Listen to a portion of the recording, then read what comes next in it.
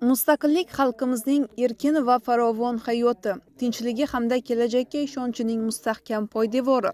Taxiatosh tumanidagi harbiy qismda o'tkazilgan bayram tadbiri ham ana shu ulug' ne'matning qadrini yana bir bor tarannum etish, vatanga muhabbat va sadoqat tuyg'ularini yuksaltirishga qaratildi. Festival davomida harbiy xizmatchilar va tadbir ishtirokchilari uchun ma'naviy ma'rifiy uchrashuvlar hamda konsert dasturi tashkil etildi. Yurtimizga tanilgan madaniyat va san'at namoyandalarining ishtirokidagi chiqishlar esa tadbirga yanada fayz va ko'tarinki kayfiyat bag'ishladi. O'zbekiston xalq artistlari Mansur Toshmatov va Gavhar Zakirova, O'zbekistonda xizmat ko'rsatgan shoir Bobur Bobomurod, Ma'rifat targ'ibotchilar jamiyati raisi doktor Baxtiyor Husanovlar harbiy xizmatchilar bilan uchrashib, vatan, tinchlik, milliy qadriyatlar va yoshlar tarbiyasi haqida fikr almashdilar.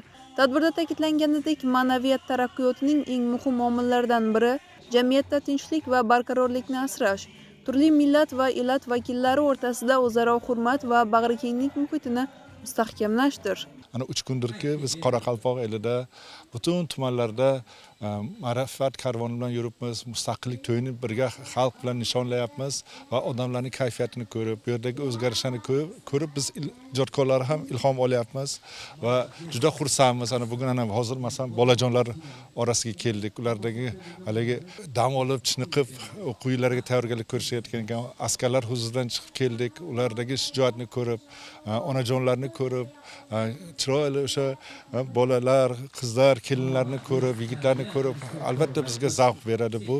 Mustaqillik to'yi hammamizga muborak bo'lsin. Bu yil prezidentimiz to'y deb e'lon qildilar.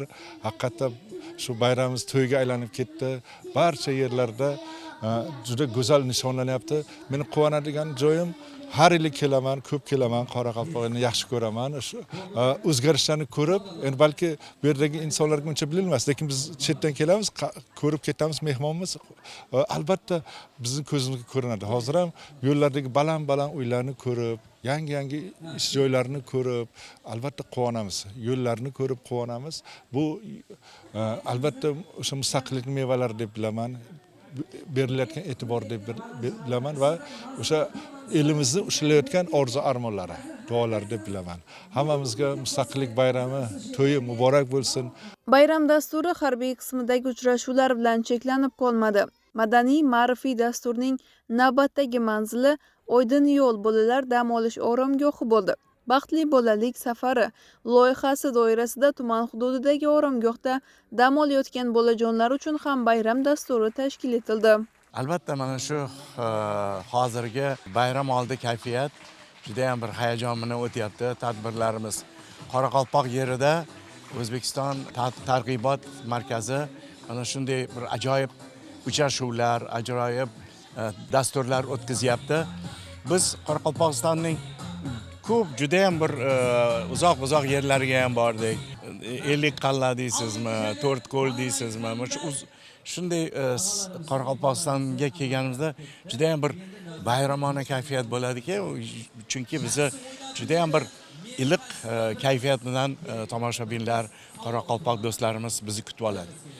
Albatta bunday uchrashuvlar biz uchun juda ham muhim va mana shu fursatdan foydalanib barchangizni yaqinlashib kelayotgan O'zbekistonning 35 yillik to'yi bilan tabriklab, sizlarga hammangizga yaxshi kayfiyat, sog'lik, salomatlik, uzoq umr va baxt saodat tilayman.